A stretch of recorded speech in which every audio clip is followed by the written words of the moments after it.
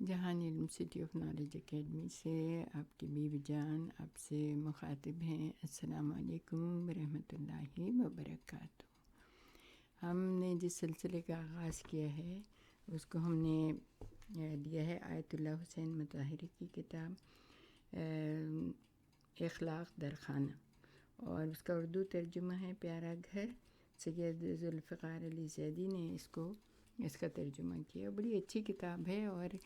یہ جو آج کل کے معاشرتی اور سماجی اور گھریلو مسائل ہیں ان کے اوپر ڈسکس کیا گیا ہے۔ بڑے اچھے طریقے سے ابتدا کیا ہے۔ پہلا حصہ ہم آپ کے سامنے پیش کر چکے ہیں،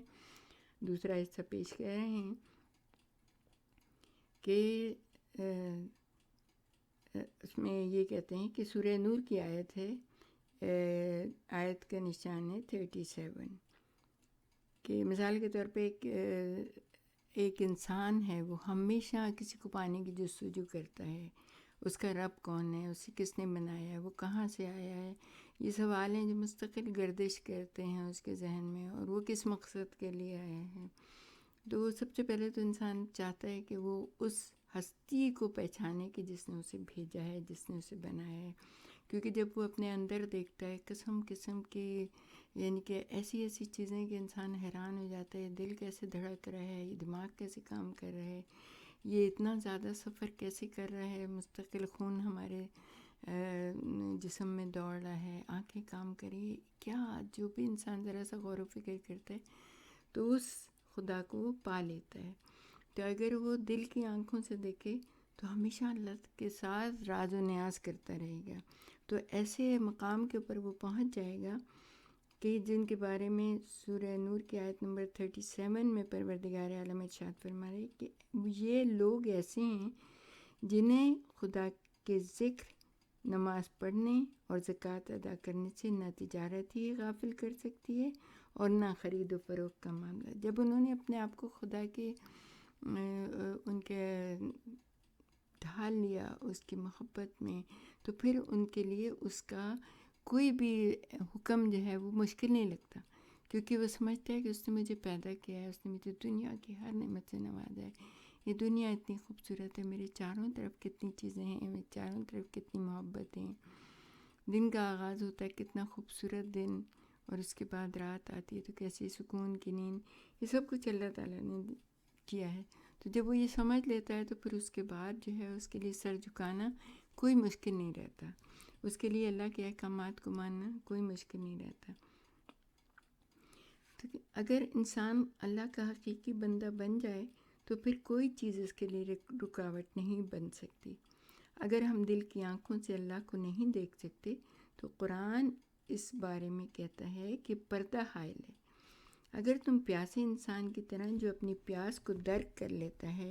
یعنی خدا کو درک نہیں کر سکتے، اگر تمہارے دل میں اللہ کی محبت نہیں ہے تو جان لو کہ کوئی پردہ دل کی آنکھوں پر رکاوٹ بنا ہوا ہے، ورنہ انسان کے دل سے پردے اٹھ جائیں تو وہ اللہ کو پا لیتا ہے، کیونکہ انسان فطری اعتبار سے خدا کو تلاش کرنے والے ہیں، اللہ کو تلاش کرنے والا ہے، بار بار اس کا ذہن جاتا ہے اس سمت میں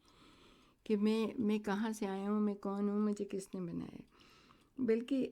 اس سے بھی آگے وہ کہتے ہیں کہ انسان خدا یاب بن جاتا ہے، یعنی کہ خدا کو پانے والا ہے،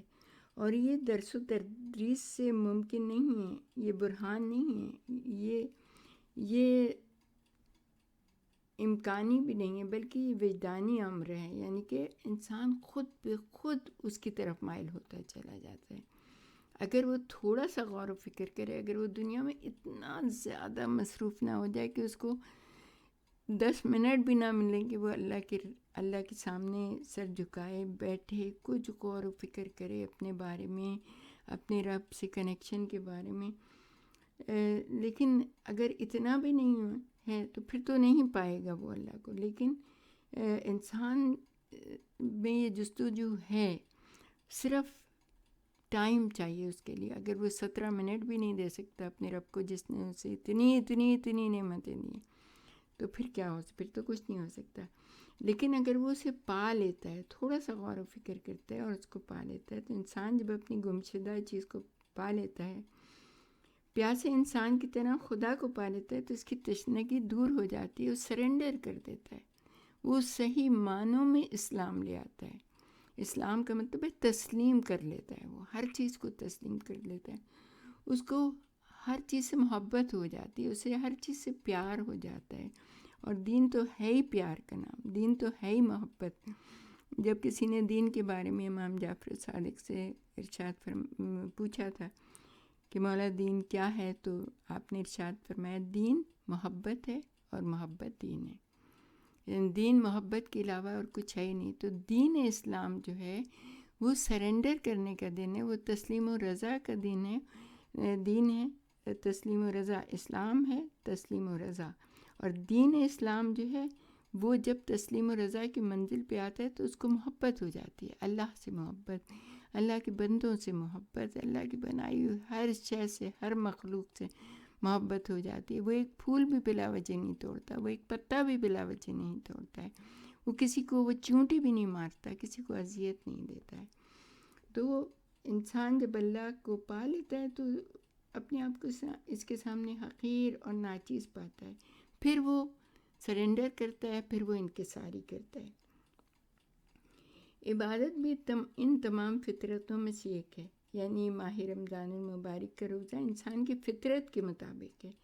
اس لیے کہ جب انسان اللہ کو پا لیتا ہے تو اس کا جی چاہتا ہے کہ اللہ سے ہم آہنگی پیدا کرے، اور اللہ کے ساتھ بہترین ہم آہنگی ماہ رمضان المبارک کا روزہ ہے. ہم دیکھتے ہیں کہ بعض اللہ کے بندے ماہ رمضان المبارک کے روزے سے کتنی لذت حاصل کرتے ہیں. امام سجاد کو سوچیے کہ ماہ مبارک کے رمضان کی ابتدا میں وہ کتنے خوش ہوتے ہیں. اب وہ کہتے ہیں کہ یہ پاکیزہ لوگوں کی عید ہے، یہ تو اللہ کے بندوں کے لیے عید ہے. اس کے برعکس جب عید آنے لگتی ہے یا جب ماہ رمضان المبارک کے آخری ایام ہوتے ہیں تو امام سجاد گریہ کرتے ہیں، اس لیے کہ ماہ رمضان المبارک جا رہا ہوتا ہے، اس لیے کہ ایک ایسا مہینہ جو انسان کی فطرت کے مطابق آیا ہے اب جا رہا ہے. ایک خدا جو اور خدا یاب انسان کا نماز پڑھنا ایک ایسے انسان کا نماز پڑھنا ہے جس نے اپنے دل کے پردوں کو ہٹا دیا ہے اور اللہ کو پا لیا ہے. اسے جتنی لذت نماز سے ملتی ہے کسی اور چیز سے حاصل نہیں ہوتی. وہ اس قدر لذت حاصل کرتا ہے کہ بقول امام جعفر صادق علیہ السلام اللہم صلی علی محمد وآل محمد، آپ وسائل الشیعہ کے میں ارشاد فرماتے ہیں کہ رات کے وقت 2 رکعت نماز پڑھنا میرے لیے دنیا اور جو کچھ اس میں ہے بھلائی ہے اس سے افضل اور محبوب ہے. یعنی دنیا کی پوری نعمتیں ایک طرف، اور رات کے وقت اٹھ کے اللہ تعالیٰ سے راز و نیاز کرنا، اس سے باتیں کرنا، اس میں گم ہو جانا، اپنے مسائل اس کے سامنے پیش کرنا. وہ امام کہتے ہیں یہ ان تمام چیزوں سے، دنیا کی ہر شے سے زیادہ میرے لیے محبوب ہے اور افضل ہے،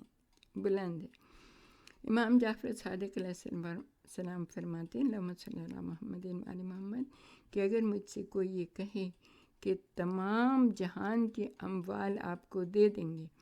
مگر آپ 2 رکعت نماز شب نہ پڑھیں تو میں راضی نہیں ہوں گا. کیوں راضی نہیں ہیں؟ اس لیے کہ انہوں نے خدا کو پا لیا ہے. اب جب اللہ کو پا لیا ہے تو ان کی فطرت کہتی ہے کہ اللہ کے سامنے اپنے آپ کو ناچیز اور حقیر بنا لو، اور خدا تبارک و تعالیٰ کے سامنے اپنے آپ کو چھوٹا کرنے کا، ڈاؤن ٹو ارتھ کرنے کا بہترین طریقہ اور عمل جو ہے وہ نماز ہے. اب اللہ کی راہ میں انفاق کرنا ان کے لیے کوئی مشکل نہیں ہے، کیونکہ انفاق سے وہ شخص خدا یاب ہوتا ہے، یعنی لذت حاصل کرتا ہے. ان صفات کمالیہ کے ساتھ اگر کوئی انسان اللہ کو پا لے تو پھر جو کچھ اس کے پاس ہے وہ اسے راہ خدا میں فدیہ کر دیتا ہے. جب انسان اس منزل کو پہنچ جاتا ہے تو پھر نہ فقط مال کو فدا کرتا ہے بلکہ بال بچوں اور اپنی جان کو بھی راہ خدا میں قربان کرنے کے لیے تیار ہو جاتا ہے. اس کے لیے بہترین لذت یہ ہے کہ اپنے آپ کو اللہ کے سامنے، اللہ کے لیے، اللہ کی راہ میں قربان کر دے. وہ اپنے آپ کو شمع کے گرد پروانے کی مانند جلا لیتا ہے۔ اور اس کے لیے قرآن حکیم کیا خوب ارشاد فرما رہا ہے، ان کے پہلو بستروں سے آشنا نہیں ہوتے اور عذاب کے خوف اور رحمت کی امید پر پروردگار عالم کی عبادت کرتے ہیں، اور ہم نے جو کچھ انہیں عطا کیا ہے اس میں سے اللہ کی راہ میں خرچ کرتے ہیں۔ یعنی چند افراد جنہوں نے اللہ کو پا لیا ہے وہ ہیں جن کے دلوں میں اللہ کے جمال اور جلال کی صفت حکم فرما ہے، دل سے پردے اٹھ چکے ہیں، اللہ کو پا لیا ہے۔ قرآن فرماتا ہے کہ بس یہی لوگ ہیں جو رات کی تاریکی میں اپنے بستر کو چھوڑ دیتے ہیں، نماز شب قائم کرتے ہیں، اور جو کچھ خدا نے ان کو عنایت کیا ہے راہ خدا میں خرچ کر دیتے ہیں۔ اس کے بعد فرماتا ہے کہ اللہ کی راہ میں انفاق اور نماز شب کے پڑھنے سے جو لذت حاصل ہوتی ہے اسے کوئی بھی درک نہیں کر سکتا مگر وہ شخص جو اس منزل تک پہنچ چکا ہے۔ بس جب انسان اپنے رب کو پا لیتا ہے تو پھر نماز روزہ اس کے لیے فطری بن جاتے ہیں۔ نماز روزے سے لذت حاصل کرنا پھر اس کے لیے ایک امر وجدانی بن جاتا ہے۔ اس کے بعد پھر وہ نہ فقط خمس و زکوٰۃ ادا کرتا ہے بلکہ ہر وہ چیز جو اس کے پاس موجود ہے، یہاں تک کہ اولاد اور اپنی جان و مال کو بھی اللہ کی راہ میں فدا کرنا اس کے لیے ایک فطری اور وجدانی امر بن جاتا ہے۔ اللہ والے کے لیے ضرورت نہیں کہ اس سے کہہ دیں کہ زکوٰۃ دو، خمس دو، بلکہ وہ خود اس چیز کا عادی ہوتا ہے۔ اسی طرح سے جس طرح سے جب اسے پیاس لگتی ہے تو وہ پانی کی تلاش میں نکلتا ہے، جب اسے بھوک لگتی ہے تو اسے روٹی اور کھانے کی تلاش ہوتی ہے، اس طرح اگر انسان اللہ کو جان لے جس طرح جاننے کا حق ہے تو وہ انسان نماز، روزہ، خمس، زکوٰۃ کے در پہ ہوتا ہے۔ بس اب اس کے لیے بہترین لذت یہ ہے کہ جائے اور خانہ کعبہ کا طواف کرے، کیونکہ ایک عاشق اپنے معشوق کے در و دیوار کو چومتا ہے، طواف کرتا ہے، صفا اور مروہ کے درمیان صحیح کرتا ہے، ہر وہ چیز جو اس کو لذت بخشتی ہے اس کو انجام دیتا ہے، کیونکہ صاحب خانہ کو اس نے پہچان لیا ہے اور صاحب خانہ اس کے دل میں موجود ہے، وہی اس کے دل پر حکومت کرتا ہے۔ جب یہ حالت کسی کی ہو جائے تو پھر اس کے دل میں کوئی دوسری چیز سما نہیں سکتی، تمام عبادتیں اب اس کے لیے فطری ہو جاتی ہیں۔ وہ امر بالمعروف کرتا ہے، وہ نہی عن المنکر کرتا ہے، تولا اور تبرہ یعنی کہ اللہ کے لیے محبت اور اللہ ہی کے لیے دشمنی۔ جس سے اللہ محبت کرتا ہے اس سے محبت کرتا ہے، جس سے اللہ دشمنی رکھتا ہے اس سے وہ بھی دشمنی رکھتا ہے۔ یہ چیزیں سب اس کے لیے فطری ہو جاتی ہیں، اور ایسا شخص اللہ کو دل کی آنکھوں سے دیکھتا ہے۔ اور اس موقع پہ ہمیں وہ ہستی یاد آتی ہے جس نے کربلا کے میدان میں اپنا سب کچھ قربان کر دیا، یہاں تک کہ 6 مہینے کے بچے کو بھی قربان کر کے رضاً بقضائہ و تسلیما لامرہ کہتے ہوئے اس منزل تک پہنچ گئے کہ جہاں پہ ماں اس بچے کا انتظار کر رہی۔